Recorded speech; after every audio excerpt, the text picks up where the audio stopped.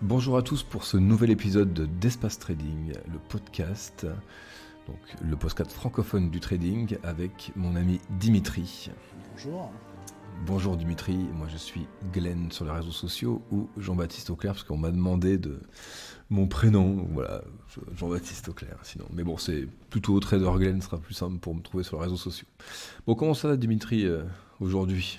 Bah écoute, ça va très bien, ça va très bien. Et je pense qu'en plus aujourd'hui, le sujet est vachement intéressant. Enfin, en tout cas pour moi, il est très intéressant parce que c'est quelque chose auquel je pense on est tous confrontés jour après jour. Et donc j'ai des petites anecdotes personnelles là-dessus. Donc voilà, j'ai hâte Ah de bah pouvoir les utiliser. ça me fait plaisir que comme ça j'ai eu une bonne idée, tu vois, ça va nous faire un superbe épisode sur la perfection en trading et en général. Du coup, voilà, on va parler de la perfection en trading.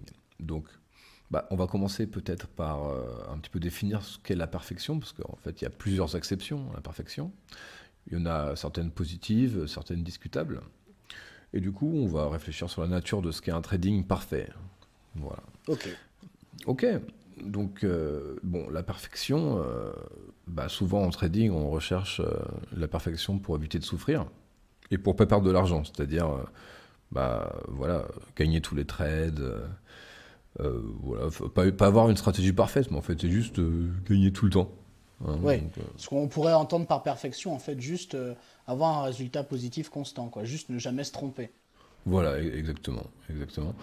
Et a priori, enfin, ça n'existe pas hein, en trading, sinon, sinon en fait le trading n'existerait pas puisque tout le monde ferait ça et puis tout le monde gagnerait de l'argent. Mais en fait le problème c'est qu'en trading, on peut pas tous gagner de l'argent, tu vois. Ah ouais, pour qu'il y ait des Dommage. vainqueurs, il faut des perdants aussi, hein. Malheureusement, c'est comme ça. Exactement. Exactement. Et du coup, voilà, moi je vous conseille, si vous cherchez le Saint Graal en trading, et je pense que beaucoup le cherchent, arrêtez de chercher, arrêtez le trading hein, globalement, ou alors essayez juste de commencer à penser différemment pour ensuite avoir une meilleure approche et une approche qui sera moins frustrante. Parce que voilà, le problème Parce c'est que quand que on cherche la perfection, on la trouve pas. tout simplement. Bah oui, parce que je dirais d'ailleurs à ce niveau-là que si on se dit la perfection, c'est le fait de tout le temps gagner ou tout le temps réussir, euh, quand on prend une situation donc comme le trading ou comme d'autres dans la vie où en fait il y a une part de facteurs quand même exogènes donc qui ne sont pas de notre ressort, dans le trading ou comme les joueurs de poker par exemple, ou pour quelque chose de même plus simple, dès qu'on va faire quelque chose, un, un business ou n'importe quoi, on ne peut pas tout contrôler. On peut contrôler certaines choses, mais on ne peut pas tout contrôler. Demain, j'ouvre un restaurant, je peux faire en sorte d'avoir le meilleur repas possible, le meilleur menu possible, le meilleur chef possible, les meilleurs prix possibles, etc. Mais peut-être que ça ne va pas fonctionner parce qu'il y aura aussi des facteurs qui font que voilà, le temps n'était pas bon aujourd'hui, ou alors la situation en ce moment économique n'est pas bonne pour les prix que je propose, etc. Donc, Non, c'est clair. voilà, donc à cause des facteurs en fait extérieurs, comme le trading, il y en aura forcément, parce que les marchés, c'est pas, ça reste quand même une part de facteurs qu'on ne contrôle pas. Il y aura toujours des pertes. Donc Voilà, c'est impossible. c'est ce que je voulais rajouter, c'est qu'en fait, pourquoi du coup il y a des facteurs exogènes, c'est parce qu'en fait les marchés financiers se ressemblent toujours, mais en fait ils sont toujours différents, puisque Oui. c'est vraiment la résultante des actions humaines qui essayent de gagner de l'argent les uns par rapport aux autres en achetant ou en vendant des devises. Donc du coup ça fait que même si elles se ressemblent, elles sont jamais pareilles, hein, et elles ont l'air aléatoires du coup aussi, les courbes. Mais c'est pour ça que du coup, on ne peut pas vraiment prévoir à 100% ce que va faire le marché. C'est impossible, puisque c'est toujours nouveau. Oui. Il y a toujours une Voilà. évolution, il y aura toujours des nouvelles choses qui vont arriver. Ouais. Voilà, donc c'est vrai que c'est quand même complexe. Et au début, on a du mal à le comprendre. Quoi. On pense vraiment, mais franchement, hein, même moi, hein, je le pensais. Je pensais que je pouvais prévoir à 100% que là, le prix allait monter, tu vois. Ouais. Pas, À un moment précis, quoi. Tu disais, bah Ouais, à un tiens, là, moment je précis. sais Ouais. que d'ici 2 jours, le prix va globalement chuter, globalement monter. Ouais, ouais, Voilà. Ouais. c'est sûr. Enfin, après, quand tu es un trader débutant, tu penses sur du beaucoup plus court terme. Tu vois, t'es là, ouais, D'accord. dans les 2 prochaines heures, c'est sûr, il va remonter. J'ai jamais vu si bas. Le RSI est à 10%. Enfin bon, tu vois, tu essaies de te croire, de te persuader par plein de trucs. Enfin, voilà. Donc bon, c'est pas la meilleure chose à faire. Hein. Alors, on va peut-être faire une petite analyse comportementale d'un apprenti trader, du coup, qui cherche la perfection. Parce que, bah, voilà, moi j'ai été dans ce cas-là, et je pense que vous aussi, certainement, si vous avez été débutant en trading sans vraiment avoir de mentor. Donc, ce qu'on va faire, c'est qu'on va prendre un système qui fonctionne, ou enfin, qu'on pense qu'il fonctionne, parce que si c'est sur Internet gratuitement, c'est pas sûr qu'il fonctionne, mais voilà. Et on essaiera de suivre le système, et aussi suivre aussi les potes ou les idées que tu entends dans la foule de Twitter. Voilà. Et après, le trader, en fait, sera de bonne volonté, il va vouloir un petit peu tester le système sur le passé. Il va prendre 1 ou 2 mois, 1 ou 2 mois de trade. Hein, on va dire que ce sera suffisant, hein, pour le tester. Ouais. Et, et puis, globalement, il va se lancer après avoir une dizaine de trades testés dans le passé, quoi. Sauf que, il y a toujours un moment où le, le système va perdre de l'argent, et du coup, il va commencer à avoir un trade perdant. Alors déjà, quand t'es un trader débutant, un trade perdant, ça suffit pour te foutre un peu le moral à zéro, tu vois. Et du coup, t'as un peu de mal à l'encaisser. Sauf que le problème, c'est que bon, allez, tu prends le deuxième trade quand même, tu vois, le trade suivant, tu le prends quand même, et boum, c'est encore un trade perdant. Alors là, bon. Alors ça dépend combien t'as misé de ton capital sur les deux trades, Bien parce que sûr. bon, si t'as plus rien, bon bah voilà, c'est fini, tu peux retourner travailler. Mais si t'as encore de l'argent, bah du coup le problème c'est que psychologiquement, tu vas avoir du mal à rentrer dans le troisième trade. Tu vois, parce que tu vas dire, ouais, non, vas-y, c'est presque la même chose que le même setup qu'avant, je vais pas quand même recommencer. Sauf que là, c'était un trade gagnant. Tu vois, ça marche toujours comme ça. Et sauf que le problème, c'est qu'on va prendre des trades perdants. Et au moment où le système va se retourner, bah, souvent, on va pas prendre le trade par peur. Ouais, parce que, Mm. oui, parce que, encore une fois, en fait, on laisse le résultat évoquer la qualité ou non de la stratégie. Alors que ça, c'est un truc qu'on voit souvent dans plein de. Dans tout et n'importe quoi, j'ai envie de dire, dès qu'il y a un petit peu de part de hasard, c'est qu'on se dit, voilà, parce que le résultat était positif, la stratégie était positive. Ou alors parce que le résultat était négatif, la stratégie était négative. Non, ça veut Ouais. rien dire. Ça peut être pour plein de choses, hein.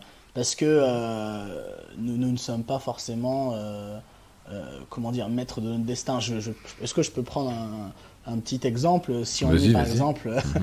si mettons que je rencontre une jeune femme et que je veuille, voilà, aller plus loin avec elle, disons, et je peux peut-être être le plus charmant du monde, être le plus séduisant du monde, et peut-être que ça peut ne pas marcher. Et si ça ne marche pas, ça peut ne pas marcher alors que j'aurais peut-être fait tout ce qui aurait pu être efficace. Mais, quelquefois, ça ne marche pas parce qu'il y a toujours l'extérieur et donc Ouais, l'autre. Et donc exactement. l'autre, ça peut être le marché, ça peut être la personne, ça peut être le temps, ça peut être plein de choses. Ouais, c'est clair, c'est clair. Voilà, et après, ce que va faire le trader novice, du coup, et bah, comme ce système-là ne fonctionne pas dans sa tête, eh ben, il va changer de système. Du coup, il va réapprendre un nouveau système qu'il a entendu sur Twitter, que machin, voilà, le nouvel article paru gratuitement sur ce système génial. Et il va recommencer à travailler sur ce système, et il va gagner peut-être un petit peu d'argent, puis il va reperdre, puis il va reperdre. Et puis après, il va pas reprendre les trades, et après, il va rechanger de système, et ainsi de suite. Jusqu'au moment où, au final, peut-être qu'il commencera à avoir une réflexion un À peu plus comprendre. poussée, ouais, sur le trading. Et Mais c'est moi, pour ça qu'on est là aussi, hein, avec ce bien podcast, sûr, pour bien sûr. pousser à Mais, réfléchir. euh, mais en fait, moi j'avais une question en fait pour toi. Parce que j'ai vu qu'il y avait justement certaines plateformes qui proposaient d'avoir des systèmes où on suivait des traders qui étaient inscrits déjà, qui étaient connus, qui avaient déjà un bon résultat, etc. Et donc Ouais. de copier plus ou moins leurs trades. Alors toi, selon toi, est-ce que c'est une bonne idée de stratégie ou pas, ce genre de choses? Bah ça franchement, comme je l'ai dit dans l'épisode précédent, c'est pas vraiment du trading pour ma part. Il y a des sites, bah, c'est même a priori des sites qui sont sérieux, hein, qui font Oui, ça. bien sûr, hein. En fait, à partir du moment, c'est comme quand tu investis dans une action, tu vois, à ce moment-là. Oui, Il faut se d'accord. renseigner, il faut que tu te renseignes quant à la santé de l'action, comment elle fonctionne, euh, quels sont ses résultats, tu vois, un peu le contexte macroéconomique, si tu peux aussi au niveau de la stratégie, essayer de savoir un peu la stratégie qu'il utilise.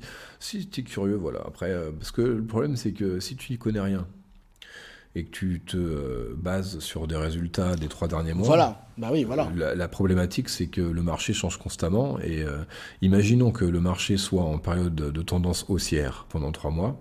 Mhm. et que la stratégie du mec, elle fait une rentabilité de ouf en période de tendance, tu vois. Bah là, du coup, tu vas voir la rentabilité, enfin, je sais pas, 45%, enfin, un truc comme Voilà, ça. ouais, c'est possible. Ouais. Ouais. Et là, donc, tu te dis, ouais, vas-y, je mets mes économies sur le mec et tout, ça a l'air cool. Et imagine, on rentre en période de consolidation, c'est-à-dire, en fait, qu'il n'y a plus de tendance, et du coup, le prix fait que des va-et-vient un peu entre deux prix, quoi, tu vois. D'accord. Et du coup, de 45%, ça peut passer à moins 5, moins 10%, ou, tu vois, ou 0 ou 2%, tu sais pas. Et le problème, c'est que ça dépend si. Enfin, comme tu n'es pas au courant de ça, en étant investisseur particulier, bah tu t'es pas prêt psychologiquement et tu risques de reprendre ton argent à perte. En te disant non, en fait, le mec, il a eu de la chance pendant Oui. 3 mois, c'est pas possible, ça fait 2 mois, 2 mois que j'ai mis 2500 euros, il me reste 1900, ça va pas. Je préfère les reprendre avant de tout perdre, tu vois. Et voilà, c'est donc personnellement, moi, je conseillerais pas ça, hein. Si vous voulez investir, investissez dans des actions que vous connaissez, ou enfin au moins renseignez-vous sur les actions que vous connaissez, hein, un peu plus avant, ou enfin, que vous aimez. Genre, si vous aimez les jeux vidéo, je sais pas, essayez de voir laquelle Sony, Nintendo, Sega, enfin, tu vois, tu vois, Oui. des actions que vous aimez bien. Après, moi, ce que je conseille aussi, c'est des actions avec des dividendes. Parce que les dividendes, c'est quand même une sorte de paiement tous les trimestres par action que tu possèdes. Du coup, c'est quand même très intéressant, puisque ça te donne un petit bonus tous les 3 mois. C'est-à-dire que tu as Ah cette oui, c'est pas action-là mal. et C'est pas mal, ouais. l'entreprise te gratifie d'avoir des parts de son action. Donc moi, je pense que le mieux, c'est une action qui vous correspond avec des dividendes. Et qui est en tendance haussière, ce serait mieux. Tu vois. Ça, c'est sûr. D'accord. Voilà. Donc c'est pas une bonne technique et surtout, comme tu as dit au départ, pour te paraphraser, tu as dit c'est pas vraiment du trading. Bah non, Pour c'est toi, pas c'est pas vraiment, vraiment du c'est pas trading. vraiment du trading, c'est clair. D'accord. Voilà. Après, bon voilà. Après, on va revenir à nos moutons Bien et à sûr. la perfection dans le trading. Et du coup, moi, je vais vous un petit peu vous exposer ma façon de procéder pour approcher des marchés financiers pour les jeunes traders. Du coup, plutôt que de sauter de stratégie en stratégie, à mon sens, il est préférable, après s'être renseigné de ce qui existe, de choisir quelque chose qui a du sens pour vous, un peu comme les actions, de ce qu'on vient de dire, hein, et que vous comprenez en quoi vous croyez. Donc, par exemple, si vous êtes très mathématique, ce sera plutôt une approche quantitative, et bah, comme la mienne, avec des règles strictes, tout ça. Même si après, il y aura toujours un petit peu de trading à la discrétion, quand vous serez un peu plus rodé. Mais voilà, une approche avec vraiment beaucoup de règles strictes et mathématiques. Mais par contre, si vous vous ennuyez de regarder une fois par jour, 2 fois par jour, les marchés, attendre que la figure arrive comme ça, si ça vous ennuie, peut-être que vous opterez pour une stratégie plutôt dans l'action, avec plus de volatilité. Après ça dépend de vous, hein. Voilà. Et une fois que vous avez défini votre approche, une approche qui vous convient, bah, il faut la travailler et il faut l'affiner en créant un plan de trading. Et ensuite, quand ce plan de trading vous paraîtra cohérent, il faut le tester dans le passé. Et après, en live, avec de l'argent de Monopoly, on va dire, hein. Ou alors vous pouvez tout de suite être avec des vrais sous, parce qu'au niveau de psychologie, c'est un petit peu différent, mais il faut bien penser que cet argent-là, vous allez certainement le perdre. Voilà, après, je conseille de garder le plan quand même assez simple, pour pas trop vous embrouiller, surtout au début, quoi. Et un peu raccourcir le processus d'apprentissage. Par contre, par la suite, quand vous maîtriserez votre stratégie, bah, vous pourrez rajouter en fait des stratégies ou des petits bonus à vos stratégies pour pouvoir trader de plus en plus de choses. Et voilà. Et donc en fait, ça va déboucher sur une autre vision de la perfection, qui n'est pas gagner tout le temps, gagner à chaque fois, mais plutôt maîtriser son approche du trading, si bien bah, qu'on peut l'exécuter sans crainte, et que l'on sait par exemple qu'une série de trades perdants peut survenir, parce qu'on l'a backtesté, et puis psychologiquement, ça ne nous fait aucun effet. Et du coup, ne plus se poser des questions subjectives, parce qu'un autre trader, bah voilà, sur Twitter, il a tweeté achetez de l'euro-dollar que vous venez de le vendre. On va les choses comme ça, quoi. Tu vois ce que je veux dire? Oui, oui, tout à fait. Parce que s'il y a quelqu'un en qui tu crois qui a mis quelque chose à l'encontre de toi, ça ne devrait pas t'ébranler psychologiquement ou ébranler ta stratégie pour l'avenir. Ce qui est Bah oui. l'inverse de ce qu'on a dit justement juste avant, où quelqu'un qui vient de démarrer, il se ferait avoir, enfin avoir entre guillemets, par une information extérieure. Mais Mais du c'est pas coup, évident, hein. C'est ah non, pas évident. c'est pas évident du tout. Mais je pense que cette approche de la perfection, moi, j'appellerais pas vraiment ça la perfection, moi, j'appellerais plutôt ça de la discipline en général, ou la Ouais, définition un peu globale de la discipline, où tu sais, pour moi, la discipline, c'est un peu se forcer, on va dire, ouais, plus ou moins. Faire quelque chose qu'on avait prévu dans un plan et le faire quoi qu'il arrive. Si c'est tous les jours, le faire quoi qu'il arrive, malgré l'humeur, malgré quoi que ce ouais, soit. mais je pense qu'effectivement en trading, c'est très similaire en fait. Bien sûr, La discipline et la perfection, ça peut être assez similaire, parce que on peut arriver seulement à réussir seulement si on fait toujours la même routine, tu vois, bien sûr, oui, par oui. rapport à ce qu'on a testé. Mais Donc, savoir aussi modifier sa routine. Je vais te donner une anecdote personnelle en fait, c'est que là, l'année dernière en fait, j'avais pris pas mal de poids et du coup j'avais commencé un régime un peu drastique et je ouais. faisais du sport 2, 3 fois par semaine et donc je faisais mon régime et je le suivais tous les jours quoi qu'il arrive. Je le suivais au gramme près hein, parce que je devais manger tant de grammes de ci, tant de grammes de ça, etc. Ah oui, t'étais Alors, motivé, hein. j'étais motivé, ouais, j'ai perdu 11 kilos en 2 mois et demi, donc c'était très bien. Bon, depuis, je les ai repris malheureusement. Et là, donc, j'ai repris le régime récemment. Et donc, pour revenir sur la discipline, oui, sur le régime que j'ai repris récemment, là, tous les jours, je vais à la salle de sport. Et je me force à le faire tous les jours, tous les matins, donc en semaine, voilà, lundi, vendredi, je vais à la salle de sport, je fais ce que j'ai prévu de faire. Et ce que tu disais Ouais, c'est bien. aussi juste avant, ben j'en suis assez content, j'avoue, parce que au début c'est très difficile et surtout, comme tu disais, euh, ben voilà, c'est un peu l'idée de le faire, la discipline, le faire quoi qu'il arrive. C'est-à-dire il y a des fois, je me dis, allez, c'est cool aujourd'hui, vas-y, je me sens bien, je me sens réveillé, je vais aller faire mon sport, c'est cool. Mais crois-moi qu'il y a des jours, Ouais, je je suis te crois là. tout à fait. Non mais oui, non mais tu sais, des jours, je me réveille, j'ai pas envie d'y aller, quoi. J'ai pas On est envie d'y aller. tous dans le même cas, tu vois. Mais bien sûr. Ouais, Et le chose qui est sport. assez Ouais. intéressante, c'est que quand on crée une habitude dans notre cerveau, et je pense que c'est pareil pour le trading, c'est pareil pour tout, quand on se force avec un peu de discipline, au bout d'un moment, ça devient une habitude Bah, c'est surtout que voilà, on se force on est plus. moins attaché, exactement. On est C'est moins exact. attaché au résultat.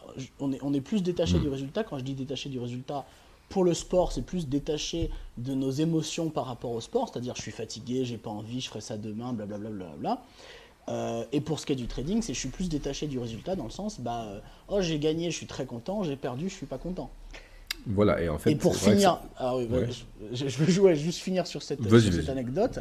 Et aussi, ce qui est intéressant, c'est effectivement de savoir modifier sa routine en fonction des choses, en fonction du moment et tout. Par exemple, euh, donc la discipline, c'est d'appliquer quelque chose quoi qu'il arrive, mais aussi avoir l'intelligence requise pour s'adapter. Donc, par exemple, quand je perds si c'est pour du sport, au bout d'un moment, faire le même exercice, ça marchera plus parce que ce Forcément. sera pas assez, forcément. Donc après, je vais devoir augmenter Forcément. Hmm. l'intensité, augmenter les exercices, etc. Et pareil, comme tu disais il y a 2 secondes, savoir adapter en fonction du marché. Ouais, exactement. En plus, ça marche pareil au trading, hein. Selon l'état dans lequel le marché est, tu vas approcher le marché différemment, en fait. Voilà, hein. Quand le marché est en tendance, tu vas pas l'approcher pareil que quand il est en consolidation. C'est un peu la même chose, effectivement. C'est très intéressant.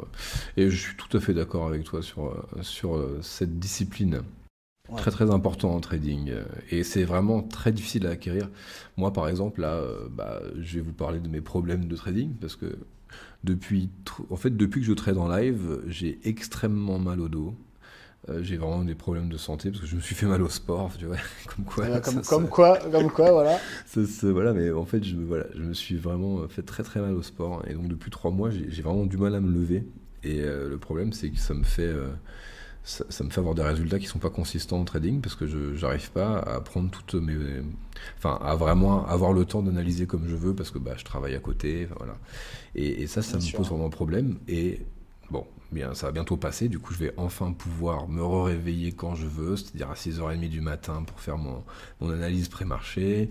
Enfin voilà, des choses comme ça. Là à 6h30, c'est impossible, je n'arrive pas à bouger. Ouais.